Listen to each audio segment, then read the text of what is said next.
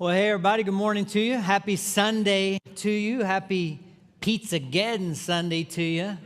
I'm really glad that you're here today. Before we get to all the pizza, though, I was thinking leading into today about the kinds of coaches or instructors that my kids had when they were growing up. Like my kids were involved in all kinds of activities, sports, musical endeavors, that sort of thing, and they would always have these instructors or coaches, and usually what would happen is there were one of two kinds of people that were coaching them or instructing them.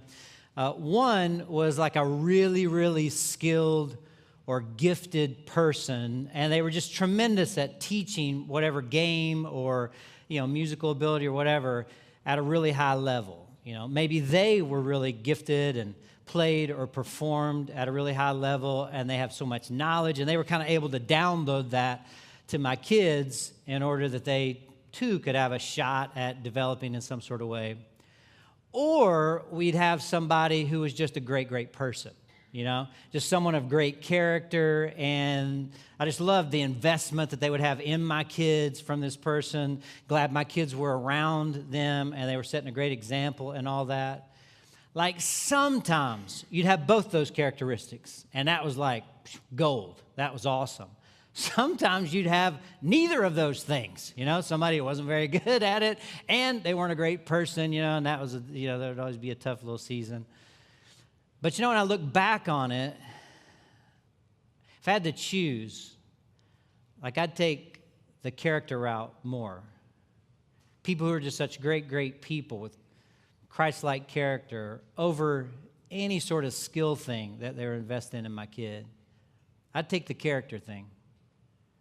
I actually want us to think about this morning the relationship between those two things, character and giftedness, those two dimensions, about what matters most. What happens is we tend to focus a lot on giftedness. And by giftedness, what I mean is talents and strengths, high IQ, athletic ability, charm, charisma, business savvy, artistic talent. All those things fall into what we might call the giftedness department. And those things, those gifts are very good things. Our gifts and abilities, they all come from God. The Bible says that God is the giver of every good and perfect gift. And we should be grateful when they come our way. No doubt, we should be grateful. In fact, the writers of the Bible, they talk about something called spiritual gifts, where you have people have a special dose of being able to do things like encourage and teach and give and lead and administrate and those kinds of things. And if you're a follower of Jesus and if the presence of God is in your life, then you have at least one spiritual gift. And to use those gifts, those spiritual gifts, to understand them, to develop them, to unleash them, what's really essential for your spiritual growth and for the flourishing of the church and really the good of the world. And none of us will ever get to experience the life and the future that God has for us apart from developing those gifts, understanding those gifts, sort of living from those gifts. But your gifts are not the most important thing about you.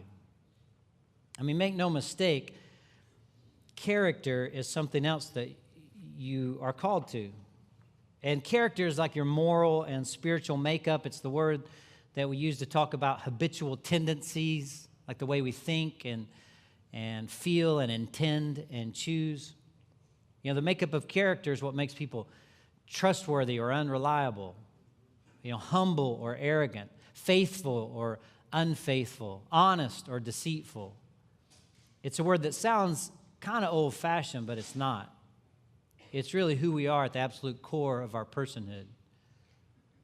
And in a lot of ways, our character determines our capacity to be with God and relate to God and connect with God, to experience God and know God. And it determines our ability to love other people and how we relate to other people. All that's part of our character. When we are called in the Bible to imitate Jesus, to be imitators of God, therefore, through Jesus Christ in Ephesians 5. The idea is not that we have his kind of giftedness or we have his role, but the idea is that his kind of character can actually be formed in us. See, giftedness is good, but it's not the greatest good. Your gifts are not the most important thing about you. And this is really, really important to be clear on because we live in a culture that idolizes giftedness. Like, that's the way in our culture that we get the stuff that our culture tells us we ought to want and we should go after. Giftedness is like the path to the good stuff. Giftedness is what puts people on magazine covers and stages and ball fields. It's what gets the big contract. You know, my oldest son, Daniel, he played high school basketball with, he's now a young man who is in the NBA currently. And this summer, he signed a $150 million contract because he's really gifted athletically at playing basketball. So what happens is we're tempted into putting more energy into wanting and enhancing our giftedness than paying attention to what's going on with our character. And we can idolize giftedness. A lot of times we end up envying other people's giftedness if we idolize giftedness, like their looks, their athleticism, their musical ability, or education, or IQ, or status, or waistline, hairline, bottom line, whatever it is. We end up envying what other people have. I don't know if I'll be able to explain this really well, but the desire for giftedness often leads us to envy. Like, I see somebody else who has, some gift. They're more gifted than I am, and I wish I had their gift, or I wish that they didn't have that gift. But the desire for character, it never leads to envy. You may envy the reputation for it, because reputation is another kind of gift. Like, you may envy somebody's reputation for being loving or joyful or humble, but there's something about Christ-like character that is so good that even the desiring of it, it can't harm us. Well, there's a guy in the Bible who I want us to look at today who was a very gifted guy, but he didn't have the character to bear his giftedness. And I think we're given his story in part as a warning to us. See, we're in this series called Hello, My Name Is, where we're looking at these different characters from the Old Testament part of the Bible to see what we can learn from them about their life and about God and about our life, about faith. And today's character is found in the book of Judges. And we've looked at a couple of people from the book of Judges the last 2 weeks in this series, Gideon and Jephthah. And this guy's also found in the book of Judges. His story is recorded for us in Judges 13 through 16. And if you have a Bible, you may want to get to the 13th chapter of Judges, because it's there in Judges 13 that we read about how an angel of God comes to an elderly couple and tells them that they're going to have a son. And the angel says that God will gift their son lavishly and that he is to devote himself to God. He's going to be a powerful leader. He's actually going to deliver his people from living under the heel of the Philistines. And this deliverer's name, this son, his name is Samson. And Samson is to be a Nazirite. Verse 5 tells us he's to be a Nazirite from birth. Now, being a Nazirite is an obscure idea taken from the book of Numbers, which is the 6th book of the Bible, where God says that if people want to devote themselves to God in a special, special way, that they can enter into a special season of commitment and devotion to Him. It's like a time where they can take 3 vows to remind themselves of their commitment to God. 3 vows. And I want us to think about these 3 vows. They're really important to Samson's story. The first vow or promise is that they will touch no dead body.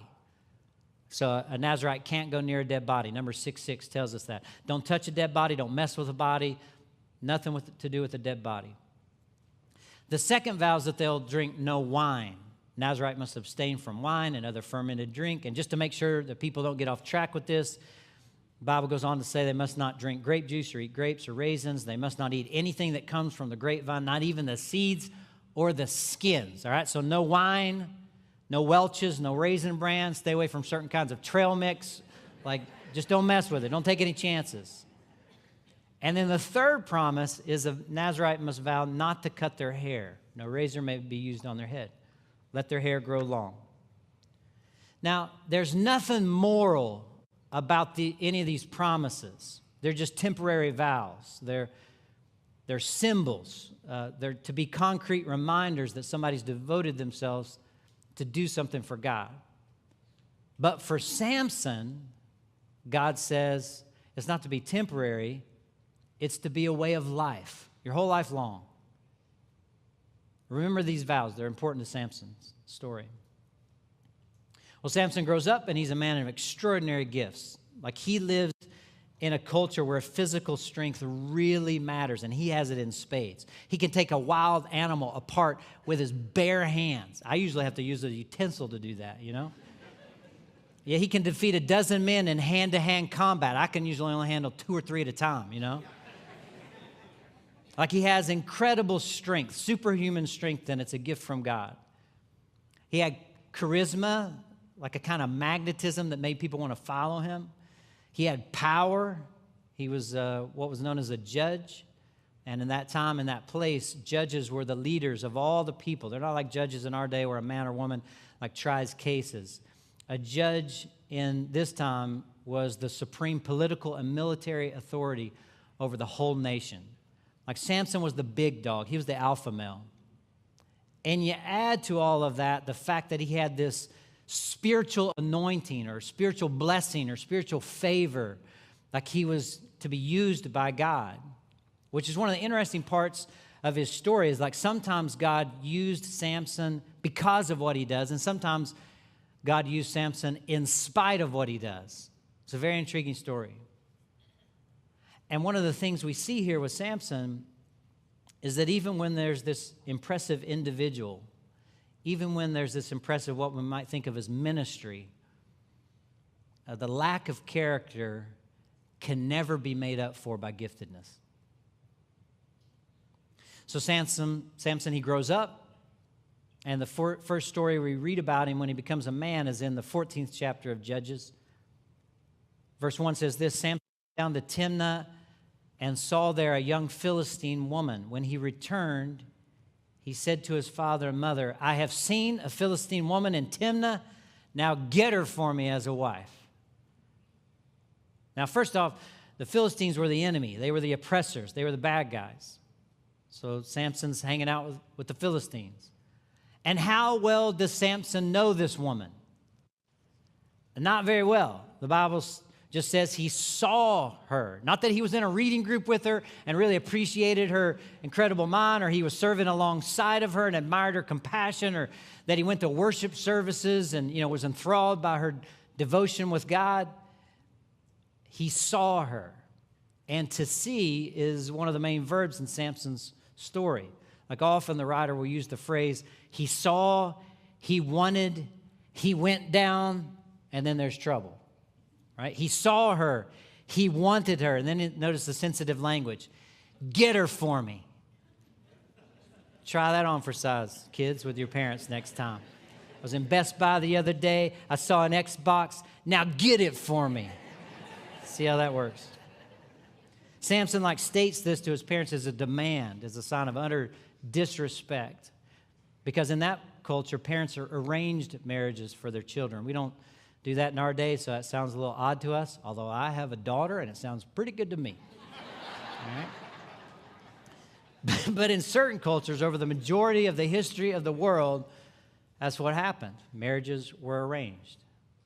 So Samson goes down to Timnah. He sees this woman there. He says, get her for me, to his parents. And his parents say, surely not. Can't you find somebody among our people here, around God's people, with us, And he says, no, she's the right one for me. She's the one in my eyes. She's the one I want. That's what I want. There's another character who may not remind you of Samson at first glance, but he acted in the same way. Some of you may know of him. His name was Woody Allen. And at one point in Woody Allen's life, he left one of his wives and married a young girl who had been his adoptive daughter for quite a while. And in a press conference later, he was asked about that. He was asked, how could you do that? And this is what he said. The heart wants what it wants. The heart wants what it wants. And that's what we see all around us, isn't it? That's what we see in Samson's story. The heart wants what it wants. We take our sin and we romanticize it to justify it. The heart wants what it wants. That's the human condition, gang. Like just on my own, I have a heart that's a divided heart, a dark heart, a selfish heart. My heart wants what it wants. I see, I want, I go down, I take. It's just a recipe for disaster. And the danger with giftedness is that without a reformed heart, without a reformed character, giftedness will help the heart get what it wants. Well, Samson goes down to Timnah, and we're told that a young lion springs on him, right? A young lion attacks him. Happens all the time in our world. Happened to me this past Tuesday, I think. And the Bible says that this lion sprung on him, and verse 6 says, the Spirit of the Lord came on Samson with power. And Samson kills the lion with his bare hands, like you do, right? He kills that lion, and later on, sometime later, he's walking past this lion. It's now just a carcass. And this lion, and we read this in verse 8. It says that in it was a swarm of bees and some honey, which he scooped out with his hands and ate. And when he rejoined his parents, he gave them some, and they ate it too. But he didn't tell them that he had taken the honey from the lion's carcass, all right? So he scoops out some honey from the lion. He didn't use a spoon. He didn't use a fork. He didn't even use a spork, right? He didn't use a utensil at all. And then he gives some to his parents, but he didn't tell them where he had taken it from. He didn't tell them that he got it from the dead lion. Why? Why didn't he tell them that? That's right. That was one of his vows. I won't touch a dead body. I won't touch any unclean thing with my hands. Like I've made a promise to God that I won't do that because I want to remember, not just with my mind, but with my body, to help me understand that deep in my heart, I am set apart for the Lord. But now he's broken vow number 1. And why? Because he was hungry. He saw. He wanted. He took. He ate. And at some level, he knew it was wrong, so he hid it from his parents. And maybe at some level, he hid it from himself, you know. Well, Samson goes down to see this woman that he's going to marry. And verse 10 tells us that he makes a feast there, as was customary for bridegrooms. And when he appeared, he was given 30 companions. Now, the 30 companions would have all been Philistines, because Samson is now more at home among the Philistines than among his own people. But he throws a feast here. And the word feast literally can be translated, like the best translation might be drinking party. And the implication is that everybody would be drinking heavily there, including Samson. I mean, he's the one who initiated. He chose it. And so now, what's happened? He's broken vow number 2, nothing from the vine. He's broken vow number 1, no dead body. He's broken vow number 2, nothing from the vine. He's broken two out of 3 of the parts of his Nazirite vow. He's got only one unbroken vow left. What is it? It's the hair.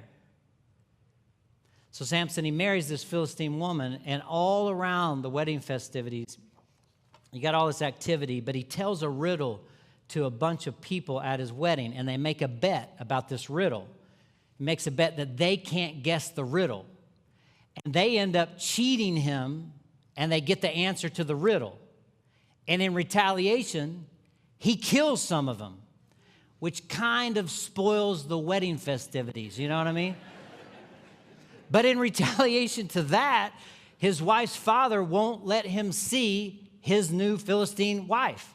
And in retaliation to that, Samson gets all fired up and he burns their fields.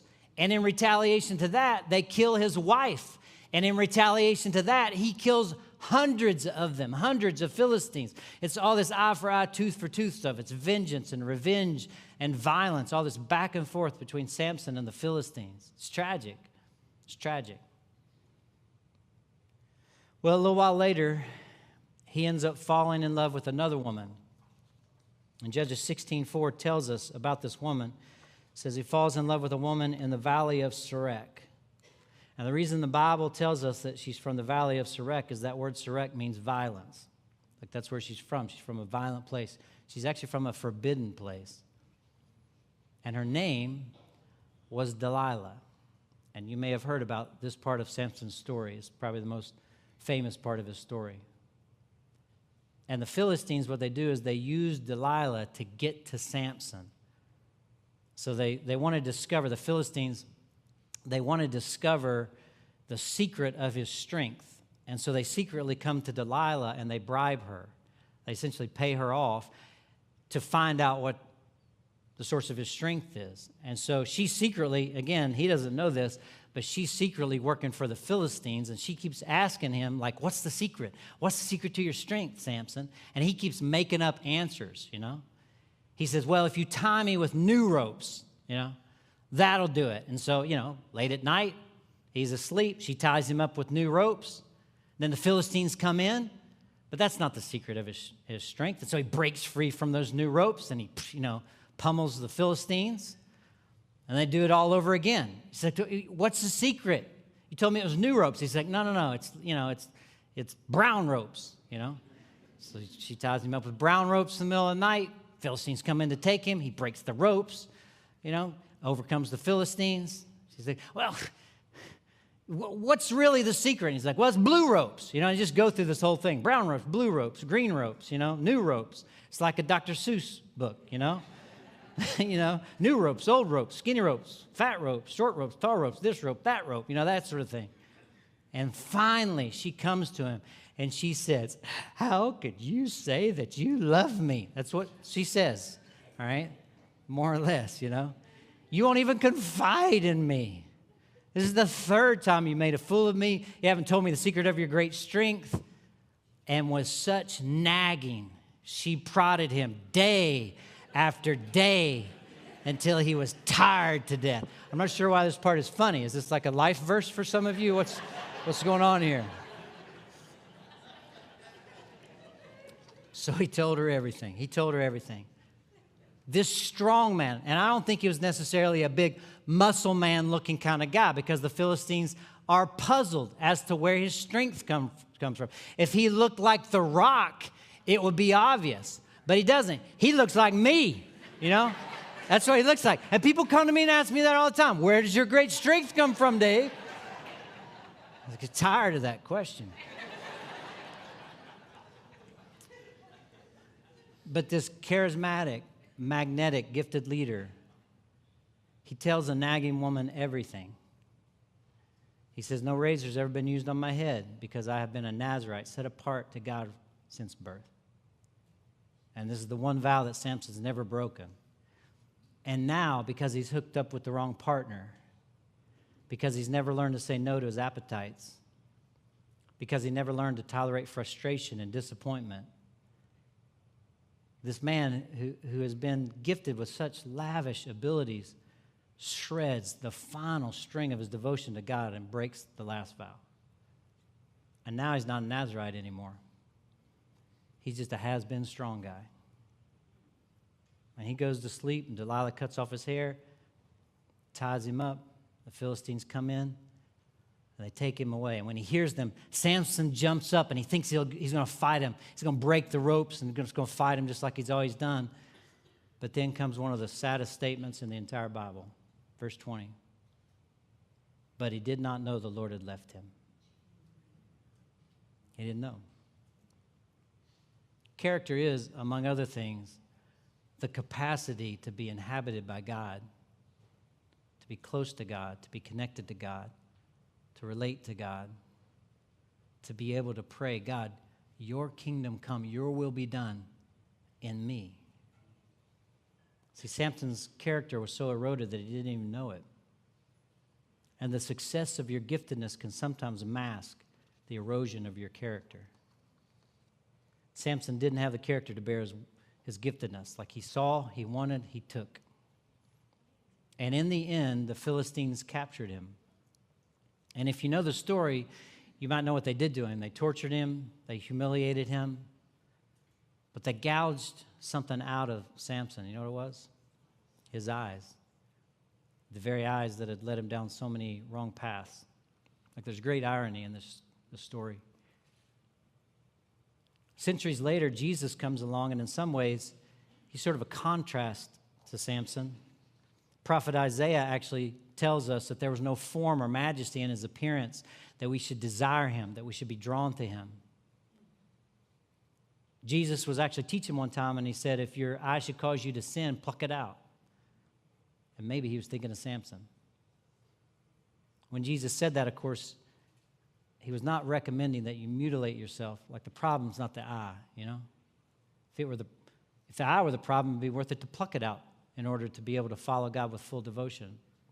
But the problem's never the eye. What's the problem? It's the heart. See, Jesus is in the heart rebuilding business. Still today, he'll help folks with that. He'll give you a new heart if you want one. Well, Samson, at the end of his life there in chapter 16, he's in captivity. He's in the heart of Philistine captivity there. And Samson calls out to God. He's blind, he's humiliated, he's imprisoned. But he calls out to God for help. And even there, Samson's kind of a mixed bag, you know? He calls out for help, but he also calls out for vengeance. Like, there's some measure of deliverance, but there's also violence.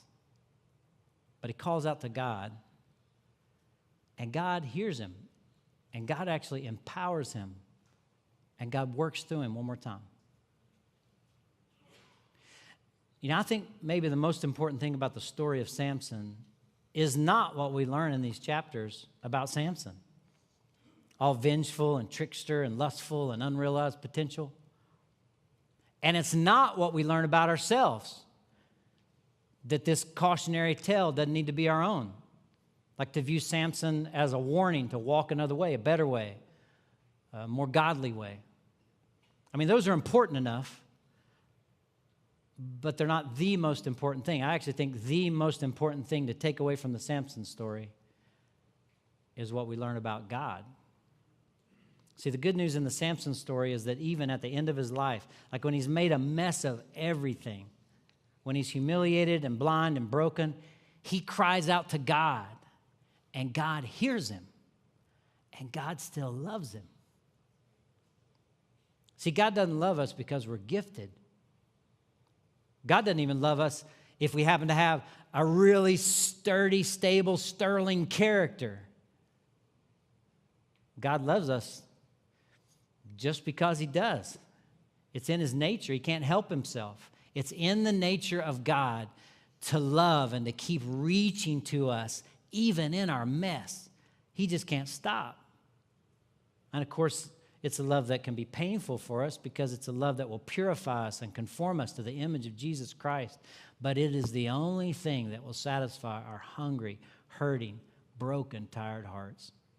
And it's available to everyone right now. Our hopes lie in a God who will be lovingly faithful and gracious, even to people like Samson, even to people like us.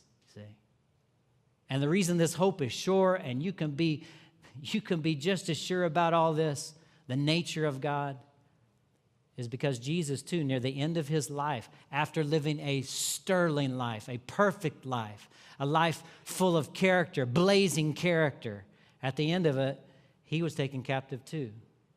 And he was tortured too. And as he hung on a cross, he called out to God too. But he didn't call out for vengeance. He called out for forgiveness. He called out for grace. He too entered a covenant, and he paid the price to fulfill that covenant for you and for me so that we can be loved, so that we can know that we are loved. And we commemorate that every week. We celebrate communion to think about Jesus and thank God for Jesus and the work he did on the cross and his resurrection from the grave. And we're going to do that now. We take this little individually wrapped packets of bread and juice, a little piece of bread, a little bit of juice. They're in the back if you didn't get one.